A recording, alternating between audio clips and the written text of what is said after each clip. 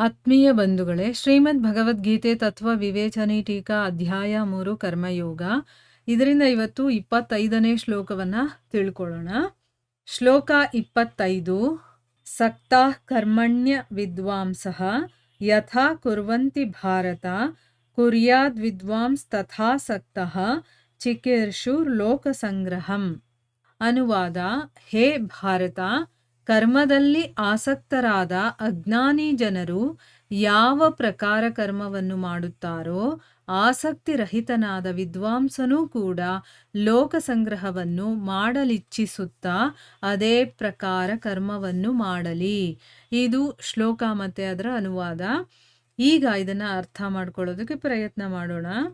ನೋಡಿ, ಈಗ ಹಿಂದಿನ 3 ಶ್ಲೋಕಗಳಲ್ಲಿ ಭಗವಂತ ಏನು ಮಾಡ್ದ, ಕರ್ಮಗಳನ್ನು ಎಚ್ಚರಿಕೆಯಿಂದ ಮಾಡದೇ ಇರುವಂಥ ಮತ್ತು ಅವುಗಳನ್ನು ತ್ಯಾಗ ಮಾಡುವ ಕಾರಣದಿಂದ ಏನೇನೆಲ್ಲ ಪರಿಣಾಮಗಳು ಆಗುತ್ತೋ ಅದನ್ನು ತನ್ನ ಉದಾಹರಣೆಯ ಮೂಲಕ ವರ್ಣನೆ ಮಾಡಿ, ಲೋಕ ಸಂಗ್ರಹದ ದೃಷ್ಟಿಯಿಂದ, ಅಂದರೆ ಜಗತ್ತಿಗೆ ಒಳ್ಳೆಯದಾಗಲಿ, ಬೇರೆಯವ್ರಿಗೆ ಅದು ಉಪಯೋಗವಾಗೋ ರೀತಿ, ಲೋಕ ಸಂಗ್ರಹ ಅಂತಂದರೆ ಅದೇ ಎಲ್ಲರಿಗೂ ಒಳಿತಾಗುವಂಥ ದೃಷ್ಟಿಯಿಂದ ಎಲ್ರಿಗೂ ಕೂಡ ವಿಹಿತ ಕರ್ಮಗಳ ಅವಶ್ಯ ಕರ್ತವ್ಯವನ್ನು, ಅಂದರೆ ಯಾರ್ಯಾರಿಗೆ ಏನೇನು ವಿಧಿಸಿದೆಯೋ ಆ ಕರ್ಮಗಳನ್ನು ಮಾಡಲೇಬೇಕು, ಅದರ ಇಂಪಾರ್ಟೆನ್ಸ್ ಏನು ಅನ್ನೋದನ್ನು ಪ್ರತಿಪಾದನೆ ಮಾಡಿದ ಮೇಲೆ ಈಗ ಭಗವಂತ ಮೇಲೆ ಹೇಳಿದಂತಹ ಲೋಕ ಸಂಗ್ರಹದ ದೃಷ್ಟಿಯಿಂದ ಜ್ಞಾನಿಗಳಿಗೆ ಕರ್ಮ ಮಾಡೋದಕ್ಕೆ ಅವನು ಪ್ರೇರೇಪಣೆ ಕೊಡ್ತಾ ಇದ್ದಾನೆ.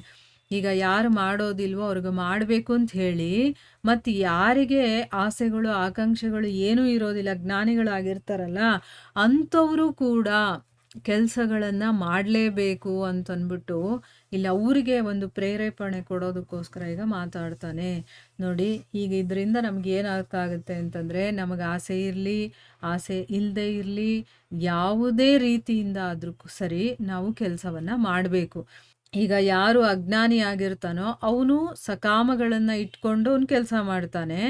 ಯಾರು ಜ್ಞಾನಿ ಆಗಿರ್ತಾನೋ ಅವನು ಲೋಕ ಸಂಗ್ರಹಕ್ಕೋಸ್ಕರ ಕೆಲಸ ಮಾಡ್ತಾನೆ. ಈಗ ನಮ್ಗೆ ಅರ್ಥ ಆಯ್ತಲ್ವಾ, ಯಾಕೆ ಕೆಲವೊಂದು ಸಿದ್ಧ ಪುರುಷರಾಗಿರ್ಬೋದು, ಸನ್ಯಾಸಿಗಳಾಗಿರಬಹುದು, ಆಮೇಲೆ ಸದ್ಗುರುಗಳಾಗಿರಬಹುದು, ಆತ್ಮ ಸಾಕ್ಷಾತ್ಕಾರವಾಗಿರುವಂಥವ್ರು ಆಗಿರಬಹುದು, ಅವರೆಲ್ಲ ಪಾಲಿಟಿಕ್ಸ್ಗೆ ಬರ್ತಾರೆ. ಕೆಲವೊಂದು ದೊಡ್ಡ ದೊಡ್ಡ ಹುದ್ದೆಗಳಲ್ಲಿ ಅವ್ರು ಇರ್ತಾರೆ. ಯಾಕೆ ಅಂತಂದರೆ ಅವರಿಗೆ ಪಡಿಬೇಕಾಗಿರೋದು ಏನೂ ಇಲ್ಲ, ಆದರೆ ಜಗತ್ತಿಗೆ ಒಳ್ಳೆಯದಾಗಲಿ, ಏನೋ ಒಂದು ಅಲ್ಲಿ ಮೋಸ ನಡೀತಾ ಇರುತ್ತೋ ಅಥವಾ ಜಗತ್ತಿಗೆ ವಿರುದ್ಧವಾಗಿ ಏನೋ ಒಂದು ನಡೀತಾ ಇರುತ್ತಲ್ಲ, ಅಂಥದನ್ನು ಸರಿ ಮಾಡೋದಕ್ಕೋಸ್ಕರನೇ ಅವರು ಆ ಕೆಲಸಗಳನ್ನು ಮಾಡ್ತಾರೆ. ಅದರಿಂದ ಅವ್ರಿಗೇನೂ ಆಗಬೇಕಾಗಿಲ್ಲ, ಆದರೆ ಅದು ಲೋಕ ಸಂಗ್ರಹಕ್ಕೋಸ್ಕರ ಅವರು ಆ ಕೆಲಸ ಮಾಡ್ತಾ ಇರ್ತಾರೆ.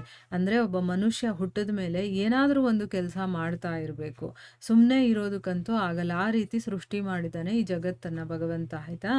ಈಗ ಈ ಶ್ಲೋಕದಲ್ಲಿ ಏನು ಹೇಳ್ತಾ ಇದ್ದಾನೆ, ಹೇ ಭಾರತ, ಕರ್ಮದಲ್ಲಿ ಆಸಕ್ತರಾಗಿರುವಂತಹ ಅಜ್ಞಾನಿ ಜನರು ಯಾವ ರೀತಿ ಕರ್ಮಗಳನ್ನು ಮಾಡ್ತಾರೋ, ಈಗ ನನಗೇನೋ ಒಂದು ಆಸೆ ಇರುತ್ತೆ, ಅದನ್ನು ಪಡ್ಕೋಬೇಕು ಅಂತ ನಾನು ಹಗಲು ರಾತ್ರಿ ಅದಕ್ಕೋಸ್ಕರ ನಾನು ಕಷ್ಟಪಡ್ತಾ ಇರ್ತೀನಲ್ವ, ಅದೇ ರೀತಿ ಆಸಕ್ತಿ ರಹಿತನಾಗಿರುವಂಥ ವಿದ್ವಾಂಸನು ಕೂಡ, ಅಂದರೆ ಅವನಿಗೆ ಯಾವುದೇ ಆಸೆ ಆಕಾಂಕ್ಷೆಗಳಿರೋದಿಲ್ಲ, ಅವನು ವಿದ್ವಾಂಸನಾಗಿರ್ತಾನೆ, ಆದರೂ ಕೂಡ ಅವನು ಲೋಕ ಸಂಗ್ರಹವನ್ನು ಮಾಡಬೇಕು ಅಂತ ಇಷ್ಟಪಟ್ಟು ಅದೇ ರೀತಿ ಕರ್ಮವನ್ನು ಮಾಡಲಿ ಅಂತಂದ್ಬಿಟ್ಟು ಇಲ್ಲಿ ಕೃಷ್ಣ ಸ್ವಯಂ ಹೇಳ್ತಾ ಇದ್ದಾನೆ. ನೋಡಿ, ಆಸಕ್ತಿ ಇಲ್ಲ, ನನಗೇನು ಬೇಕಾಗಿಲ್ಲ ಅಂತ ಸುಮ್ಮನೆ ಕೂತ್ಕೊಳ್ಳೋದಲ್ಲ, ನಾವು ಲೋಕ ಸಂಗ್ರಹಕ್ಕೋಸ್ಕರ ನಾವು ಆ ಕೆಲಸಗಳನ್ನು ಮಾಡಬೇಕಾಗತ್ತೆ ಅಂತಂದ್ಬಿಟ್ಟು. ಅಂದರೆ ಇಲ್ಲಿ ಕೃಷ್ಣ ಸ್ವಯಂ ಹೇಳ್ತಾ ಇದ್ದಾನೆ ಅಂಥವರು ಲೋಕ ಸಂಗ್ರಹಕ್ಕೋಸ್ಕರ ಕೆಲಸ ಮಾಡಲಿ ಅಂತಂದ್ಬಿಟ್ಟು. ನೋಡಿ, ಇದರಿಂದ ನಮಗೂ ಒಂದು ಅರ್ಥ ಆಗೋದು ಏನು ಅಂತಂದರೆ, ಇವಾಗ ನಮಗೆ ಈ ಒಂದು ವಿಷಯ ಗೊತ್ತಿರಲಿಲ್ಲ ಅಂತ ಇಟ್ಕೊಳ್ಳಿ.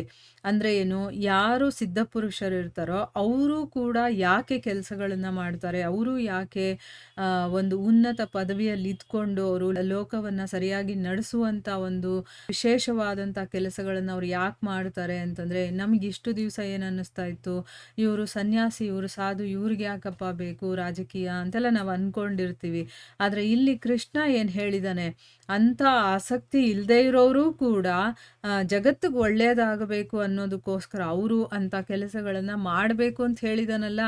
ಈಗ ನಮಗೆ ಈ ಧರ್ಮಗ್ರಂಥಗಳನ್ನು ಓದೋದ್ರಿಂದ ನಾವು ನೋಡುವಂಥ ದೃಷ್ಟಿ ಬದಲಾಗುತ್ತೆ ತಾನೇ.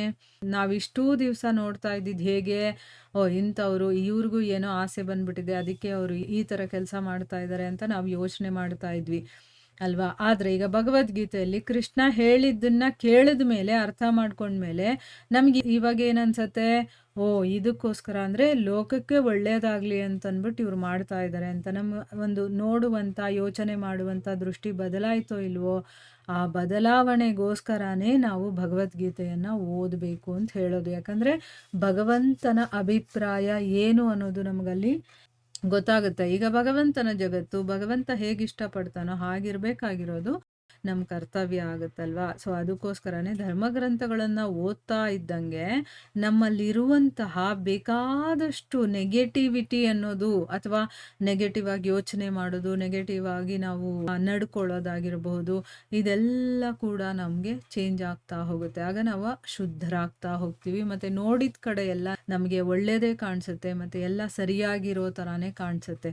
ಆ ಒಂದು ದೃಷ್ಟಿಕೋನ ನಮ್ಮಲ್ಲಿ ಬರಬೇಕು ಅಂತಂದ್ಬಿಟ್ಟು ಈ ಒಂದು ಧರ್ಮಗ್ರಂಥಗಳನ್ನೆಲ್ಲ ನಾವು ಓದಬೇಕು, ತಿಳ್ಕೋಬೇಕು, ಕೇಳಬೇಕು ಅಂತ ಹೇಳೋದು. ಪ್ರಶ್ನೆಗಳನ್ನು ನಾವು ಮುಂದಿನ ಭಾಗದಲ್ಲಿ ತಿಳ್ಕೊಳ್ಳೋಣ. ಹರೇ ಕೃಷ್ಣ.